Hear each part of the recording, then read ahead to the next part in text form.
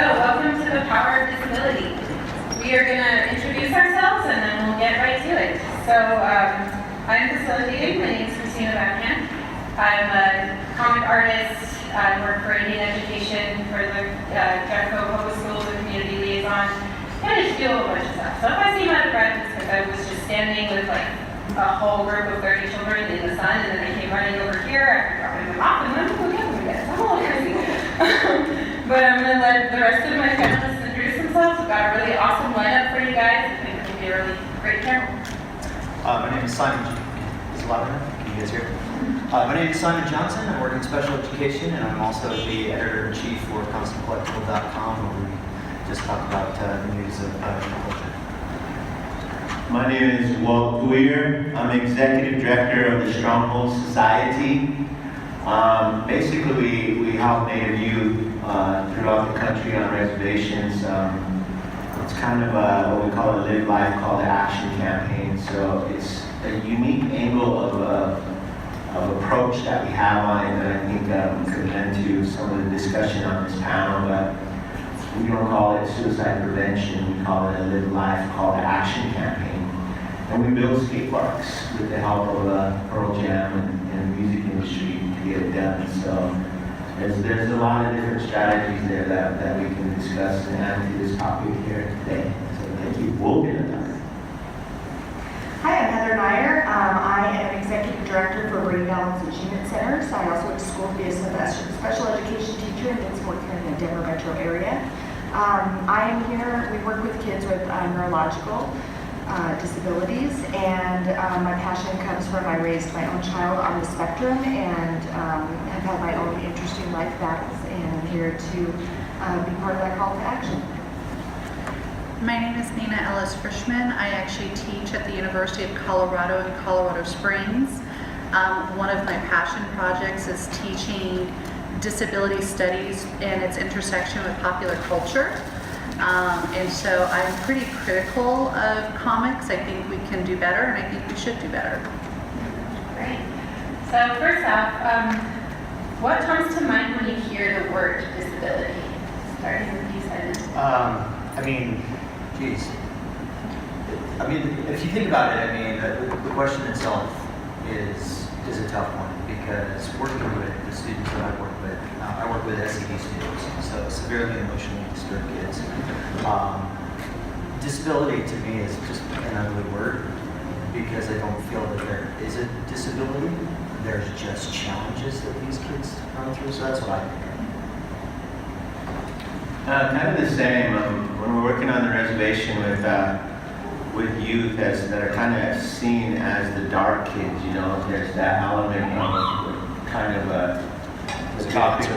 the topic we use of there be seen as kind of having even a spiritual disability. They don't fit into the Lakota way of being in ceremony and so on and so on. They kind of get seen as the dark kids or such, but I ended up finding out that they're actually the most creative. So I don't view it as having so much a disability, but more of them having an ability to reach others more impactful than most. So I kind of do, I don't know when to speak to that word in particular, but from the perspective of trying to show a different way of looking at things, I think people with disability are greater at that. When I think of the word disability, I'm actually struck by words like power, opportunity, growth, and development. I like to look at disability as kind of a balance on the spectrum. Are we looking at where is our abilities, where are our weaknesses, and where is the opportunity to take a hold of both of those and create the best outcome that we can in action in our lives. So that's how I look at disability.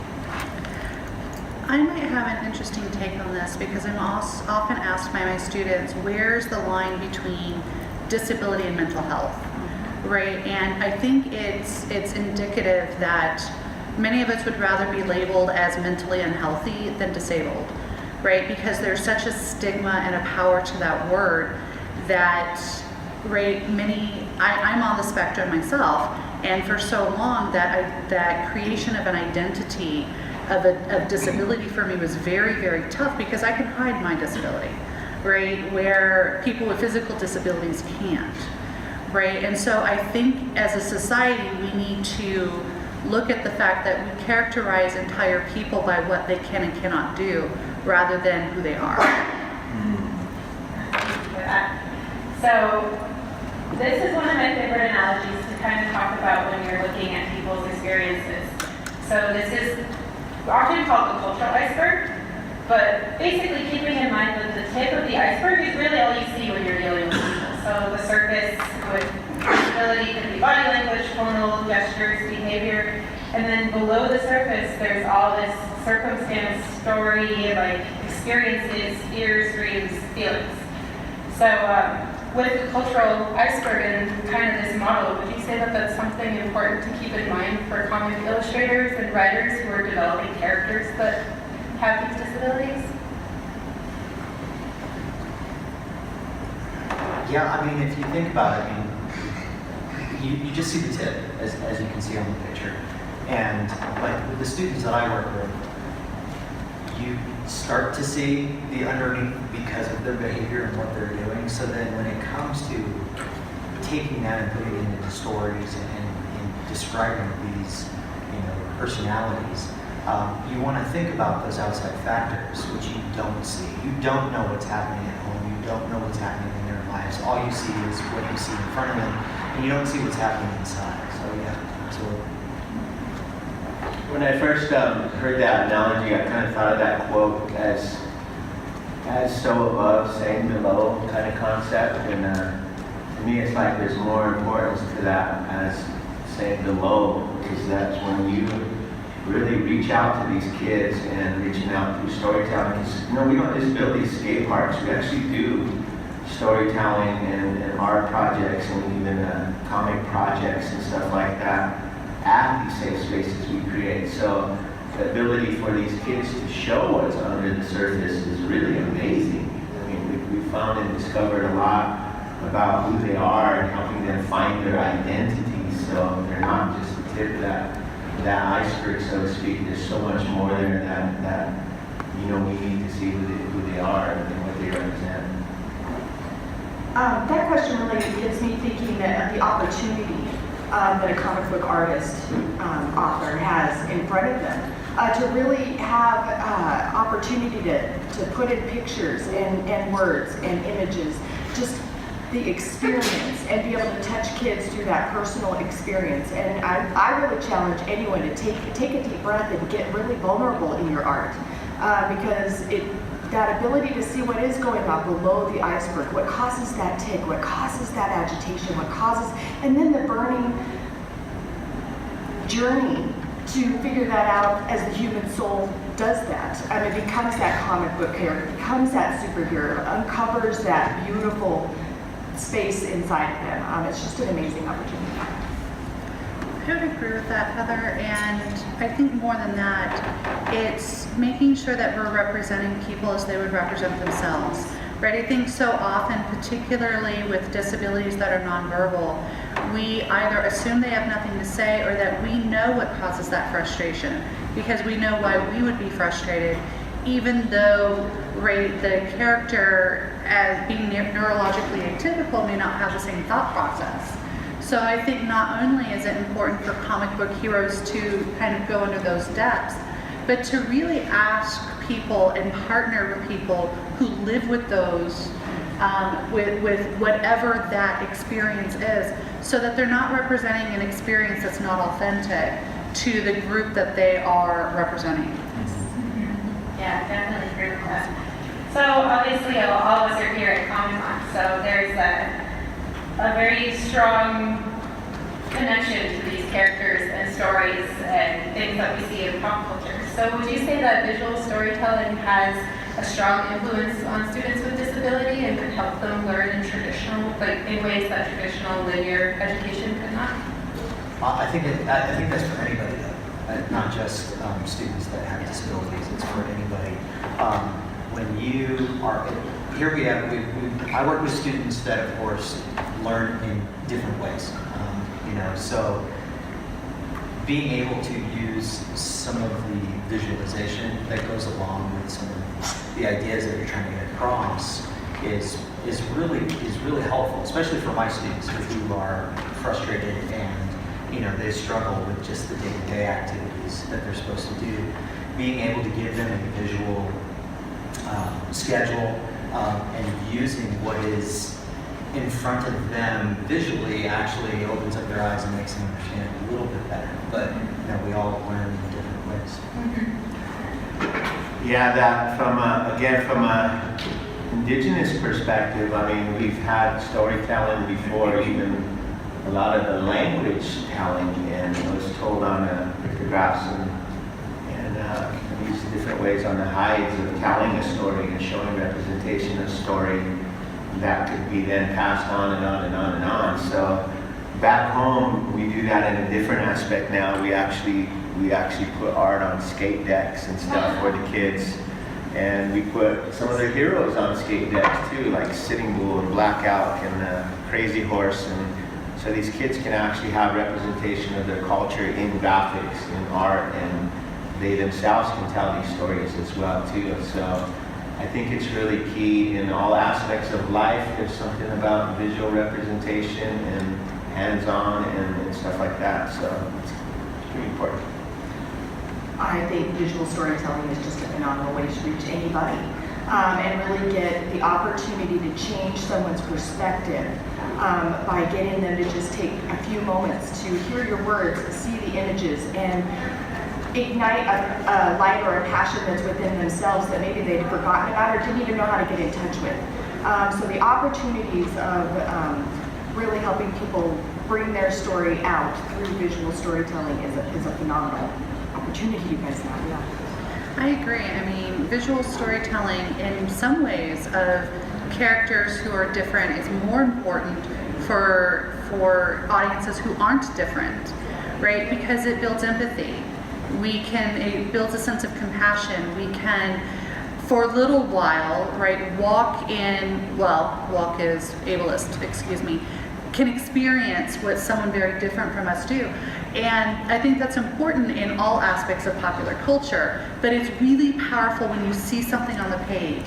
I think it's why art speaks to us in a way that language many times can't, right? And so we know that the generation coming up, so millennials and centennials, actually are less empathetic than their forebears were, right? So we are actually less able to understand one another than we were historically, right? What is a great way of building empathy and perspective is through our heroes, right? It's through our literature, through movies and television, and certainly through comic books. So speaking of comic books and visual stuff, here's the fun stuff. All right. So as we kind of mentioned, seeing a character go through some of the same struggles that you go through and then come on top can be really empowering for students. So would you say that, is there a character that you've been following or reading that you feel really accurately kind of depicts dealing with disability and coming up on? No, not just one. Because there are different aspects between each character and what they're going through. So I don't see just one person as the definition. Basically, it's open. There are small things. I mean, these are some of the big ones. There's a lot of small characters too that are out there that you don't realize until you dig deeper into the story. So no, they're all over the place. I think the entire X-Men, the entire school, and everything about that, and what it represents, and how they try to fit in, and how they get categorized either as good or bad based on what these disabilities might be, So it's really interesting how that plays out and the characters in that and who they are, even the leader that being in a wheelchair and stuff too. There's some phenomenal things there that are happening. We can learn from about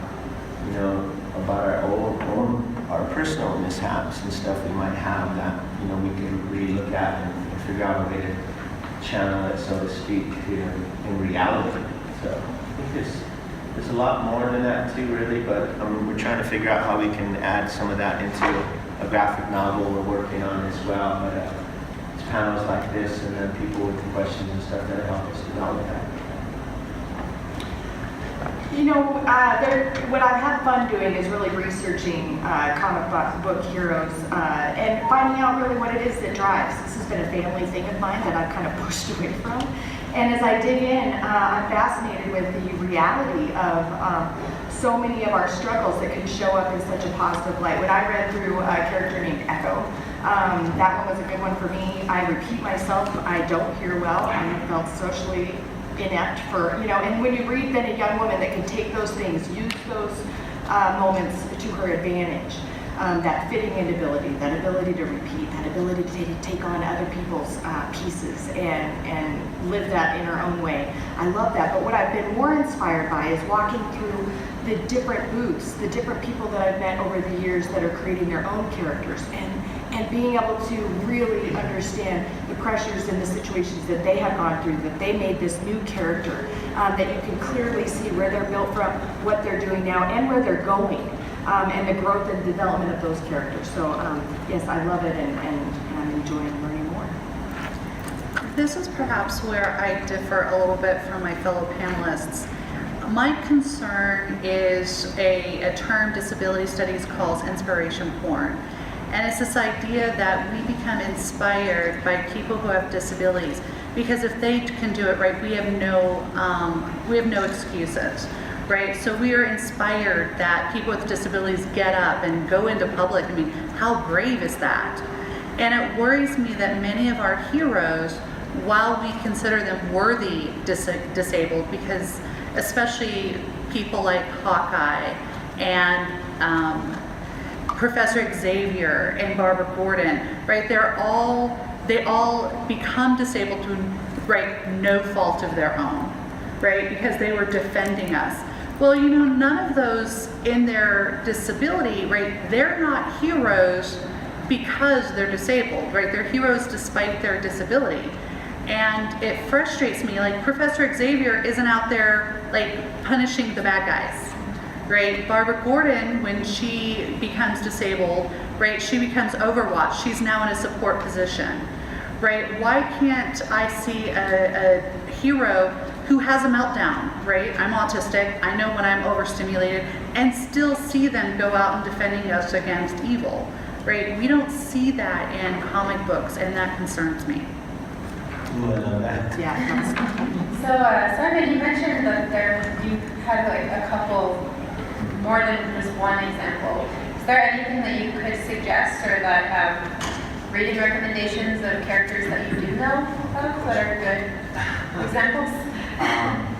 Oh man, yeah, because of course all the only ones that are coming to mind are the big ones. They're up on the screen. That too, yeah, exactly. It's easy to subliminally. Yeah, exactly. You know what? I can't off the top of my head right now, but Okay, if, so if it comes in, We'll circle back to that.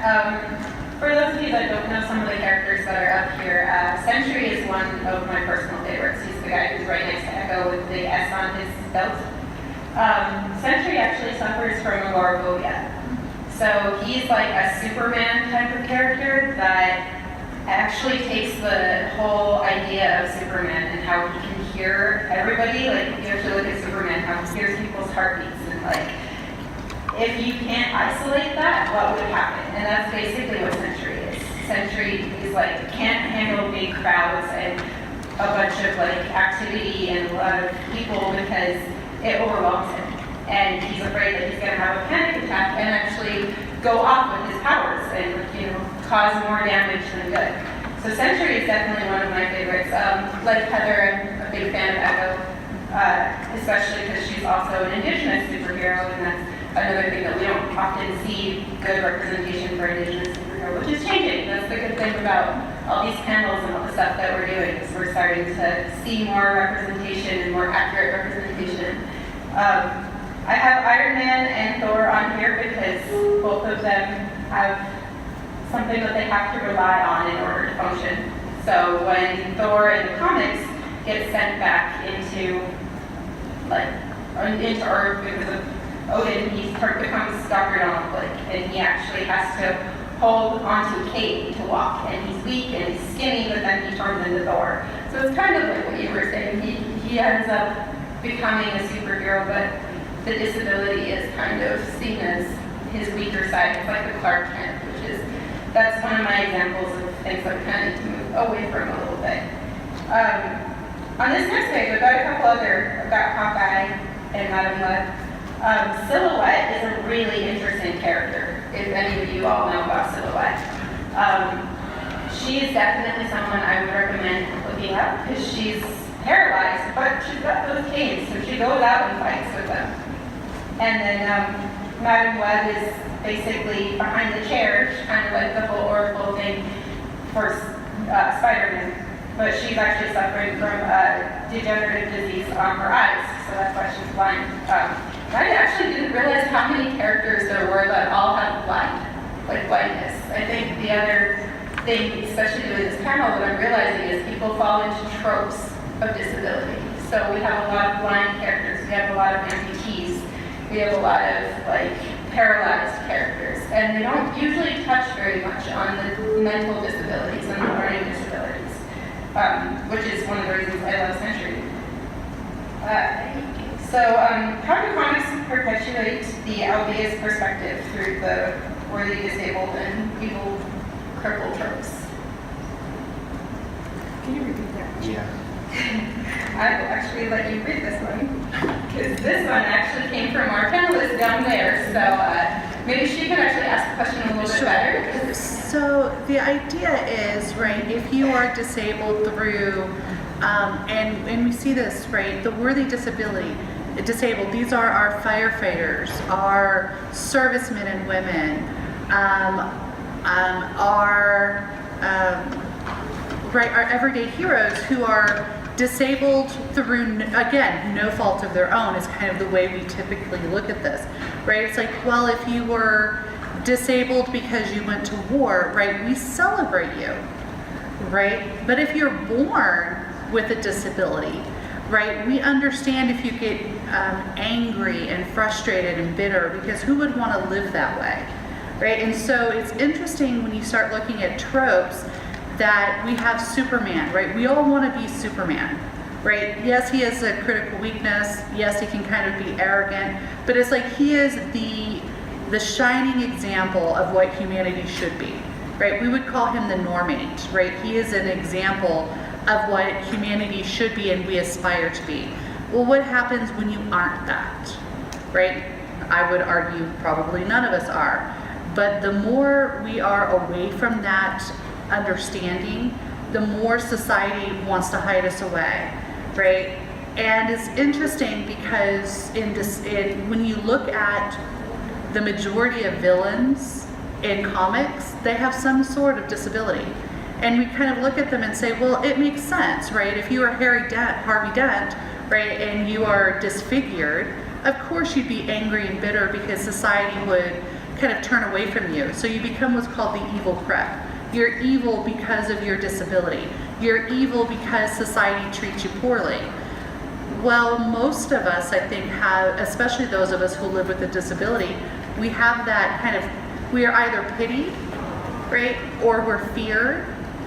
And so frustration and anger is seen as a legitimate excuse. And so it's like, well, you know, I can see that they are villains, right? Because anyone would kind of rail against the world and want to hurt other people, right? And so comics are really notorious about this, right? It's like, oh, we love Professor Xavier, but we also feel a little bit sorry for him, right? And when he goes through certain parts of the series where he chooses to be fixed, right, through a serum that lets him walk, we understand why he'd be willing to give up his superpowers to do this. Can I ask you a question? Mm-hmm. A question? I was asking a question. She said something amazing up here right before we started, and it was about Daredevil. Now, is Daredevil has got this unique perspective from us because, you know, he's blind, and his character really is something for us to understand someone being blind, because blind people, how did you put that? Well, it enhances the rest of their senses, right? Right. But how does it appeal? How does he appeal to people who are blind because they can't really see the character? It's not a good representation of who they are and their experience. Is that character more for us to understand that blindness than a person who is actually blind? Is there a character for a blind person? Would that be someone with super sound powers or something, you know? Right, I mean, and that's the case, is do they have to have a superpower to compensate for the fact that they're blind? Right. Right, why do they have to have like some kind of additional superpower? Or is that what made them superhuman? Is that they went through their mental, physical challenge, and that is what creates the superhuman concept. For me, that is. It's the journey, right? It's the understanding, I've got a difference, there's something going on here. And it's the journey of finding the solution to what creates the person that can walk out the door, even if it's only for 10 minutes, but that can walk out the door with confidence. But what about those days you can't walk out the door, or those That needs people? to be shown in the comic books. Right, and I think that's the issue, right? Yes. We show the Yes. victory, we don't. No, we need to and see We need both to see sides. that day when they're just like, this isn't gonna happen for me. Because we all take off our cape. And if we're lucky, we put it back on. Actually, that reminds me kind of, one of my favorite superheroes is actually X-23. And I actually kind of relate to her more because of like, she feels disconnected and not like a real person, you know? So when I was in high school and I was dealing with some of my stuff in historical trauma, which totally can be argued as a disability, the trauma that she was going through, she became a cutter. And when I was 14, I was a cutter. So I was like, oh my gosh, a superhero who cuts herself. This is awesome. Now I can relate with this character's struggles. But of course, like, she healed, so it wasn't quite the same as some of the stuff that, like, our teenagers are going through, because you're not going to heal from those scars the way X-23 does. But seeing her actually go through those struggles and then, like, go through all this crazy stuff, like, Wolverine and X-23 go through a lot. They've, like, been torn in half, they've, like, lost arms, they've gone through a lot, and yet they always come out on top. And personally, that kind of, I took that as a way of being resilient. So that's one of the reasons they were some of my favorite characters. What I love that I just heard there is inspiration for people, right? We could take a character, what was her name again? X-23. And make her even more approachable by, instead of making her scars disappear, letting her get the power to tattoo them, or to find a different way to decorate them, and that they stay. And then she has her addition, you know, this is where I am after this. This is my armor, and now here I am. And as we can start really, instead of getting rid of, but instead embrace what's happening and show them that higher quality and that moment of struggle. We need to see them both, and we need to find them relatable and conquerable. So how can comics move away from the medical model of disability? Bravery. Get into your own soul. Touch into your own spirit. Find out what your higher learning and calling is and put it on paper, and don't be afraid of anybody's words against. I think it's like changing the mindset, it's changing the dialogue, changing the verbiage. Like, the reason I call our work Live Life Call to Action campaigns is because the way media portrays suicide. And our kids hear it so much from the media going into these poverty areas, and they say these kids are suicide, suicide, suicide, suicide, suicide. And these kids start to relate to that and become that. So for me, they're going to hear live life, live life, live life, live life, live life.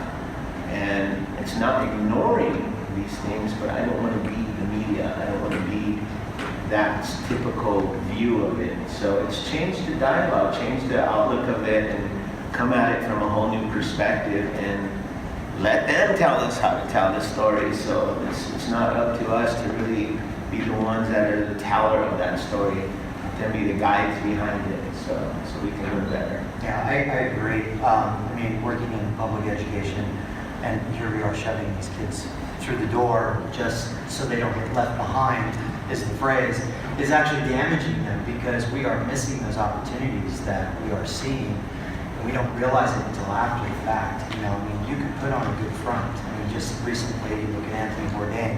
Who would have known? I mean, yes, there's a little history there, But then look at these other students that are going through these struggles, and we don't know what's going on, and we can't catch them because we're too busy just pushing them through because we want to move to the next thing. And that's, so yeah, it is very dangerous. Well, and I think, right, get away from this trope of let's find a cure, right, that we see echoed in comics. And like maybe, you have someone like Professor X saying, why can't we have, accessible entrances in like every place in the Marvel universe, right? Why can't we have Daredevil talking about, right, where it's difficult for him to go, right, with his cane, right? Why can't we see them taking like this idea, like, can't society, right, we legally say we have to have accessibility, but as you saw this morning, this room, right, we're meeting here first thing in the morning for a disability panel, and the room was configured in a way that wasn't accessible, right? Why can't we have our superheroes kind of taking that on rather than looking for a cure for whatever ails them? Yeah, we need to go back to our Saturday morning cartoons. Absolutely. Which had Joe, Yeah. What is the have moral? battle. Yeah, Yeah. exactly, because you're always going to learn something, so. Also, I just pulled up the moral and the evil correctable. So these are some of villains that kind of deal with, again, one of the tropes is amputee. And speaking of a cure, particularly Komodo and Lizard in the Spider-Man universe, in an attempt to cure their disability, they ended up turning themselves into monsters. So we've got the Lizard and then Komodo. The Lizard kind of reforms, if I remember correctly, but Komodo's like not only a crazy lizard person, but she's like really insane and a really bad character. Just like a bad guy. And then the Joker is insanity, and you don't really know his history. Two-Face turns bad because he gets disfigured. This guy is called Armless Spider-Man. He's super obscure. I would be surprised if anybody here knows who he is. He was from like the 1940s, and basically after he lost his arms, he just ran around with like his feet and would pick things up and throw knives and like kick people and like fight Nazis. So he's a bad guy. He was like a hitman for Hitler. So he's a really funny, odd little villain, but kind of took amputee to another level there. So I don't really. How do you guys feel about his representation? 1940s. We're a little past that. So basically, these are thinking of villains and kind of how they view their disabilities and how they turn maybe a disability into a reason to do bad against the world. Last time we had this panel ending, somebody asked a really interesting question, and they asked what a spiritual disability would look like. So, going down the line here, what do you think a spiritual disability would look like? Would it kind of tie into how some of our villains come out? Yeah, I would say so, because if you think about it, it's a struggle within, it's a struggle to understand, it's just a constant wall that you're hitting. So having that spiritual struggle inside of you, you may sway to the right or you may sway to the left, and depending on what you have surrounded yourself with, could lead into what direction you're going. Man, that one is really a key focus for Indigenous knowledge and the Indigenous way of life, and how our youth, how we reconnect our youth. We reconnect ourselves as human beings, and using these words like we say, it literally means something holy is moving, and it's you, it's me, it's us. So there's an empowerment to have that within. To not have it is probably a pretty extreme disability to have, to be disconnected, because then you tend to look outside yourself constantly for that, when the truth of the matter is it's within yourself, it's within you, and there's a lot of empowerment to that. So I think that spiritual disability is being disconnected from that reality. I 100% agree, and I think it's again another amazing opportunity for comic book people. Just these characters, if we could even see, everybody has a light side and a dark side, and we make decisions that create the persona that we're going to bring out to the world. So it would be fantastic to see these guys going through their spiritual struggle, because even those of us that are out to do good have days that go bad. So people that are out to do bad have days that go good. And it would be fascinating to see that and really be able to touch base and again get on that human aspect of what we're seeing in reality, what our lives can look like and what they do look like. Because these guys could even go through recovery, right? Some of us do turn into monsters before we figure out how to get our feet back on the ground and do good for the world. So it's an awesome opportunity. Well, and I always think about Joseph Campbell's heroic journey, right? What is the difference between a villain and a hero?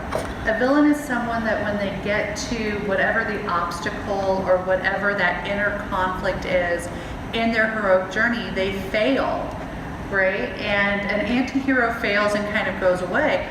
Well, a villain fails and then blames the world for it. And it was because they lacked the inner fortitude, the persistence, the resiliency, right? Those internal factors that we know so many of our students struggle to develop, right? They don't have them, and so when they get to that very critical, very difficult part of their journey, they fail. And rather than say, you know what, I need to go back and kind of look within, I need to go back and look at who is surrounding me and what kind of internal factors I have, I'm going to blame the world for my inability to succeed, and I'm going to punish the world, right? So I agree, it would be nice to see villains say, you know what, I'm going to take a little bit of personal responsibility, and what do the steps look like? So that our students, right, our children can see, what does it look like when you fail, and how do you recover? Yeah, I think that would be amazing, actually. Kind of brings me to my next kind of representation. So this is Cassandra King.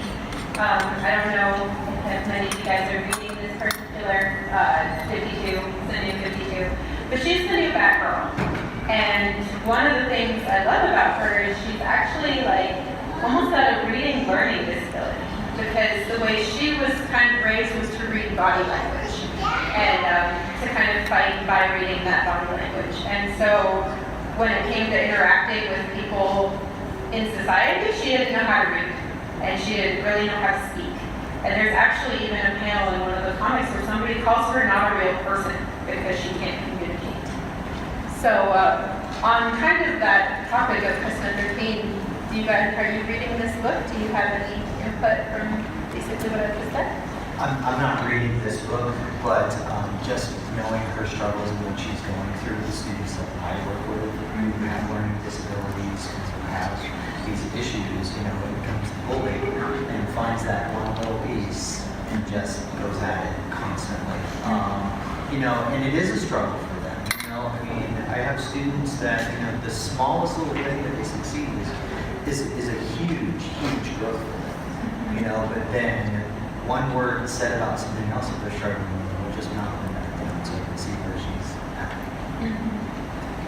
Again, it kind of goes back to, are we creating these characters for ourselves to understand better, or because if there's a character with a reading disability, maybe that comic should be a visual comic, because the people with reading disabilities won't really be able to read it or focus on it anyway. So is this more a character representation for us that don't have it to understand what that means, or how is that character playing a role to somebody with that disability? I think that's a really good thing you brought up today, and probably really churning, so thanks.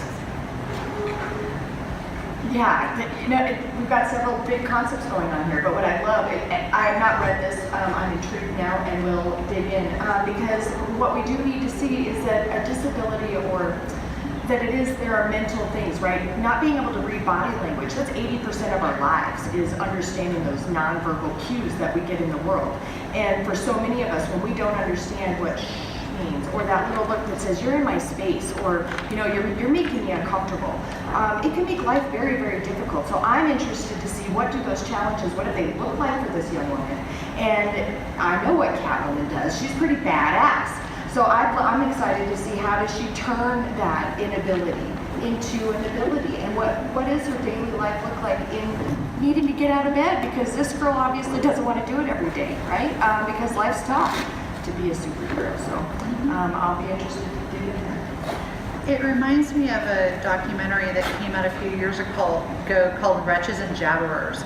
And it's about people with autism who are nonverbal and in ways that they can communicate when they don't have the same communication ability, right, that the rest of us have.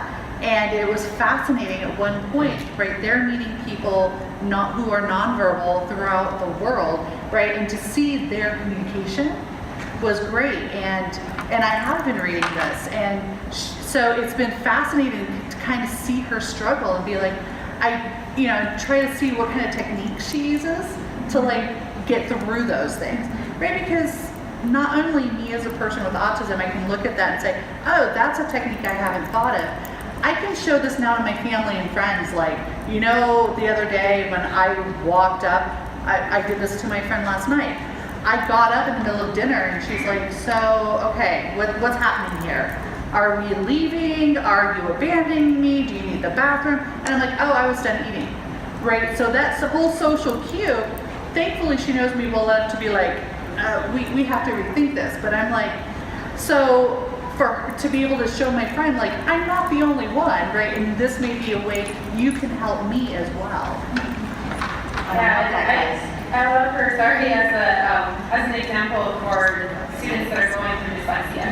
I definitely struggled with dyslexia growing up as well. So really quick, I'm going to do a quick reading recommendation, and I want to hear a couple questions before we're at time. So this is a comic that unfortunately was kind of canceled, but it's called The Movement, and Vengeance Mock was the main character, and she was a character that was paralyzed, and basically she actually goes out and fights in the wheelchair. So kind of like what we were talking about. She doesn't let the wheelchair kind of keep her behind the scenes and the watchtower telling people where to go. She actually goes out and fights with everybody. And also this comic is in terms of diversity and how many different types of characters there are, it's really interesting. I would have liked to see where else they went with it, but unfortunately they canceled it.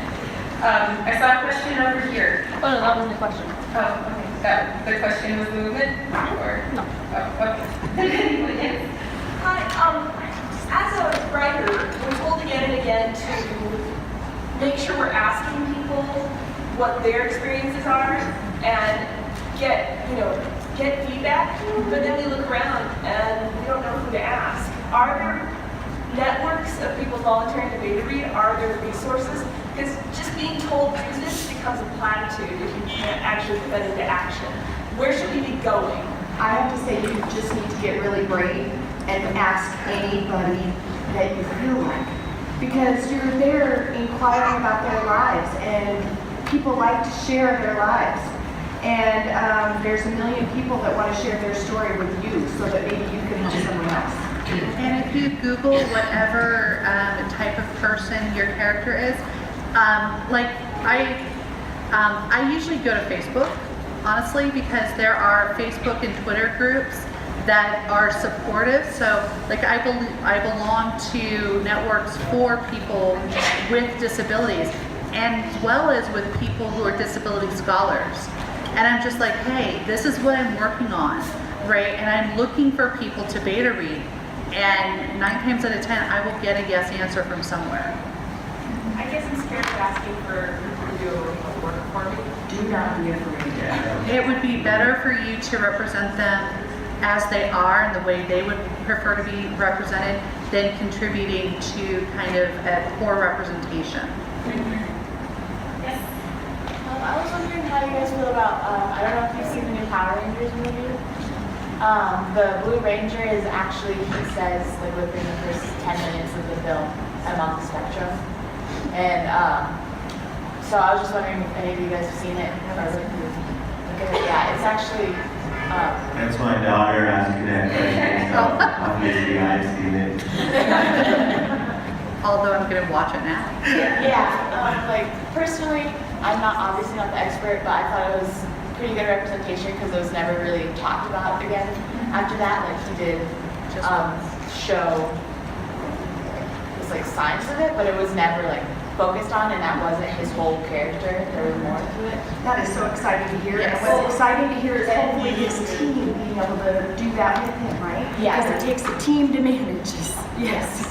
Well, and he was a very pivotal part of that. Yeah, he was like the He main. was kind of what made the movie, actually. So that's a really It's just awesome. also a good movie, like Yeah. in terms of race representation and LGBTQ representation. Yeah, and empowering your femininity, but good place to go to. All right, we have time for one more question. Yeah. Hi, I'm a secondary education teacher, specifically middle school. I was just curious if across the board, you guys could recommend texts that you think are good for accessing the broad spectrum of experiences that are inherent to folks that are dealing with having a disability. So like any narratives, books that you guys think are particularly effective in communicating that experience.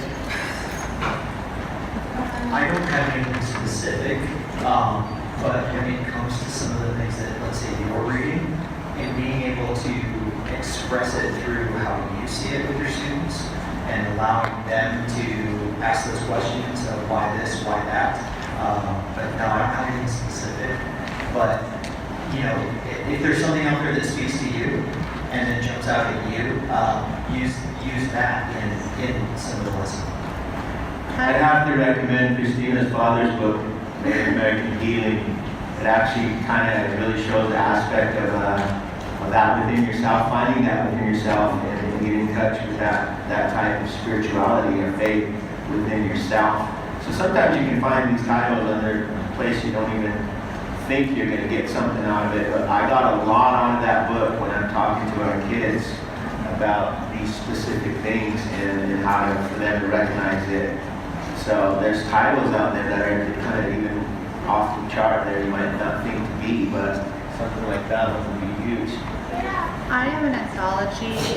It's called The Humanities of Disability, and it's a very large anthology, and it looks at disability from poetry, from the arts, from literature, and it has essays and primary sources. And while not everything in the anthology would certainly be appropriate for secondary, I find that about 80%, right, are really good, and it's a really nice variety from around the world. Thank you.